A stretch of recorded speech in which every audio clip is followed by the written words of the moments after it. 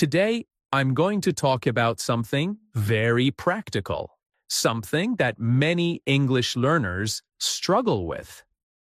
How to sound polite in English without sounding weak. This is a big problem for many learners. Some learners sound too direct.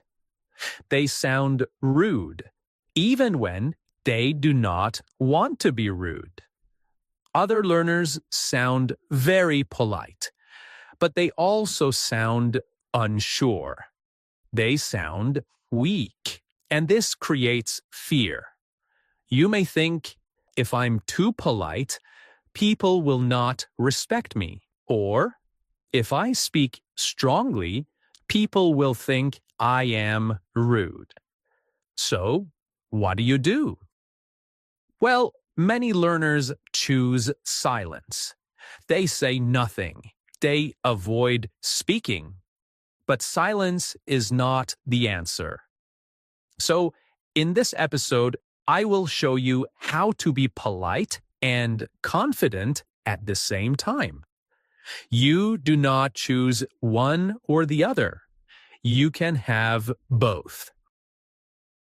Many learners think politeness means being soft. They think it means apologizing all the time. They think it means saying sorry again and again. For example, you may say, "Sorry, can I maybe ask you something, if that's okay?" Well, this sounds polite, but it also sounds unsure. You sound like you are afraid. You sound like you do not believe you have the right to speak. In English-speaking cultures, this can be a problem because politeness in English is not about being small. It is not about lowering yourself. Politeness in English is about respect. Respect for the other person and respect for yourself. This is very important. Now, let me tell you something honest. Native English speakers do not respect people who are rude. I think that is true for any other culture. But they also do not respect people who have no boundaries. A boundary is a clear line. It means what you accept and what you do not accept. You can be polite and still have boundaries. You can say please and still sound strong. You can say thank you and still sound confident. The problem is not politeness. The problem is how you express it. Let's look at a very simple example. Imagine you are at work. Someone interrupts you again and again. You want to stop this. You have two choices. The first choice is, stop interrupting me. This is strong, but it sounds aggressive. It is not polite. And the second option is what you will learn in this episode. For example, could you please let me finish my point? Could you please let me finish my point? This sentence is polite, but it is also clear. You are not apologizing for existing. You are not attacking the other person. You are simply stating what you need. This is polite confidence. Now, many learners think confidence comes from grammar or vocabulary, but confidence comes from clarity. When your message is clear, you sound confident, even if your English is not perfect. You do not need big words. You do not need advanced grammar. You need calm structure. Okay, Let me slow down and explain something important.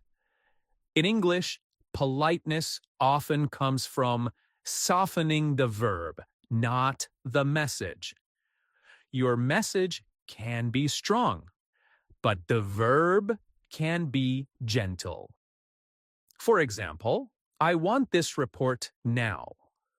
This is strong message and hard verb. Compare it with, could you please send me the report today? Could you please send me the report today? The message is almost the same, but the feeling is different. You are still asking for action. You are not weak. You are simply respectful. Now, many learners overuse the word sorry. They say, sorry to ask, sorry to bother you, sorry, sorry, sorry. This creates a problem because sorry means you did something wrong. If you say sorry all the time, you sound like you are always wrong. In later parts, I will teach you when to stop apologizing and what to say instead. Okay, let me tell you another simple truth. Confidence is not about volume. It is not about speaking loudly. It is not about sounding aggressive. Confidence is about being calm. A calm voice sounds strong. A rushed voice sounds nervous. So, when you speak politely, slow down, pause, breathe. This alone will change how people hear you. All right, in this part of the episode, we will focus on one very practical skill: how to make polite requests that sound confident. This is something you do every day. You make requests at work. You make requests with friends. You make requests in emails. You make requests in shops. And many English learners feel uncomfortable doing this. They think, if I ask directly, I sound rude. If I ask politely, I sound unsure. So they overthink.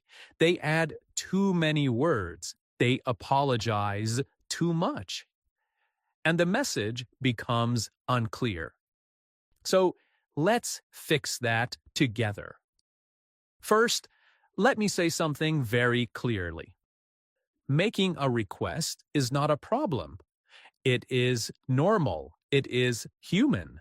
You are not asking for a favor every time. Sometimes you are simply communicating needs, expressing needs, saying other people what you need. All right, let's start with a very basic sentence. Send me the file. Send me the file. This sentence is clear, but it sounds too direct in many situations. Now look at this one. Can you send me the file? This is already better. Can you is one of the most common polite request forms in English. It is simple, it is natural, and safe. But we can improve it slightly. Can you send me the file, please? Can you send me the file, please? Now the sentence sounds polite, but still confident. You did not say sorry. You did not explain too much. This is polite clarity. Now, let's go one step higher. Instead of can you, we can use could you. Could you send me the file, please? Could sounds a little softer than can. It sounds more professional, but it is not weak. Native speakers use this all the time, especially at work.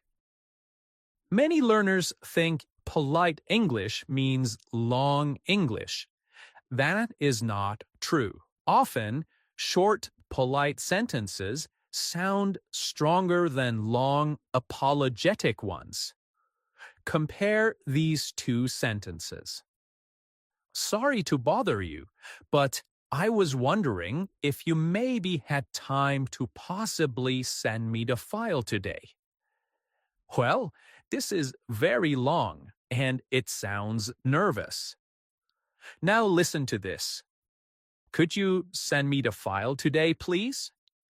Could you send me the file today, please? Clear, calm, and confident. Less words, more power. Now let's talk about tone. Tone means how your voice sounds. You can say a polite sentence, but still sound weak if your tone is unsure. If you speak too fast, or if your voice goes up too much at the end, you sound uncertain. Try to keep your voice steady. For example, could you help me with this? Now let's look at a very common mistake. Many learners use the word please in the wrong position. They say, please, can you help me? This is not wrong, but it sounds a bit emotional. A better option is, can you help me, please? Can you help me, please? Or, could you help me with this, please? This sounds more natural in modern English. Now, let's move to a slightly higher level. Instead of can you or could you, we can use would you mind? Would you mind? For example, would you mind helping me with this? Would you mind helping me with this? Would you mind helping me with this? This is very polite, but it is still confident. And here is an important note. After would you mind, we use ing form. Would you mind helping me? Would you mind looking at this? Would you mind supporting her? Would you mind opening the window? This structure sounds professional and calm. Okay, now let me show you something important. You can sound confident by adding time or direction to your request. For example, could you send me the file? This is good. Now, could you send me the file by this afternoon? This sounds more confident. You are clear about what you want. You are not demanding. You are organized. Okay, now let's practice with another example. Imagine you are in a meeting. You need someone to repeat something. You can say, sorry, what? This sounds rude. You can say, sorry, I didn't understand, sorry. A better option is, sorry, could you repeat that, please?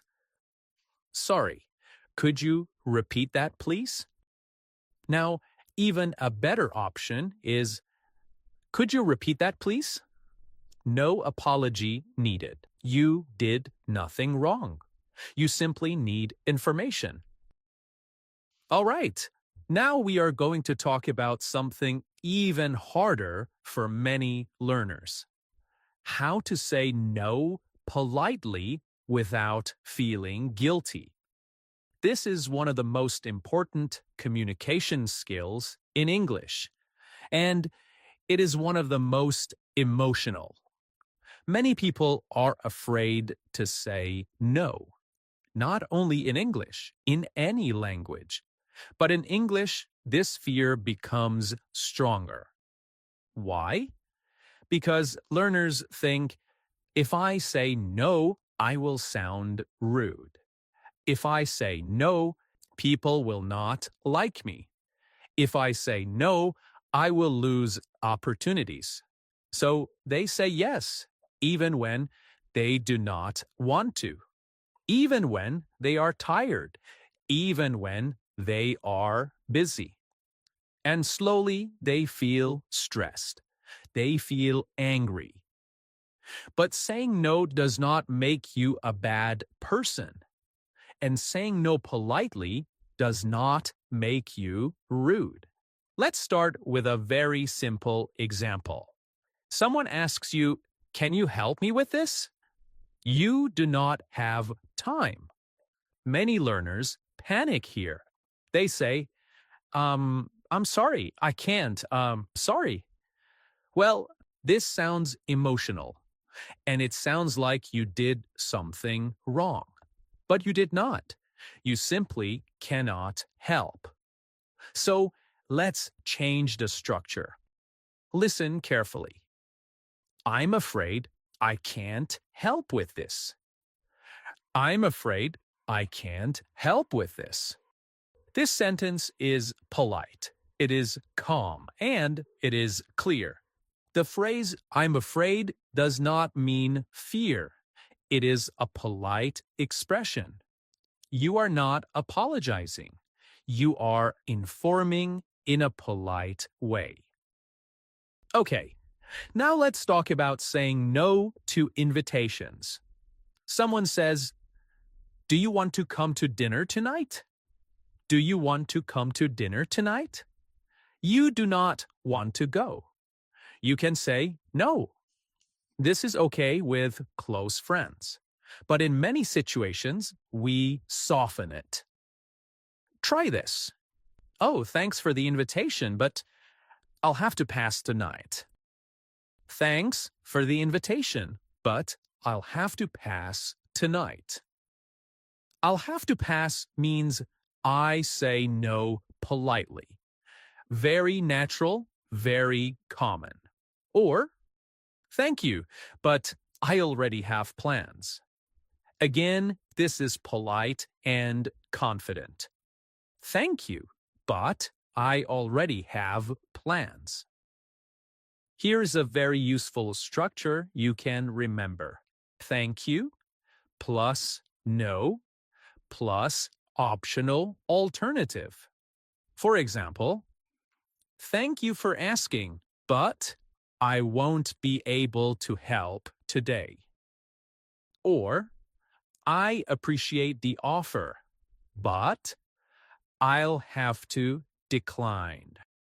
Decline means to say no politely. It is more formal.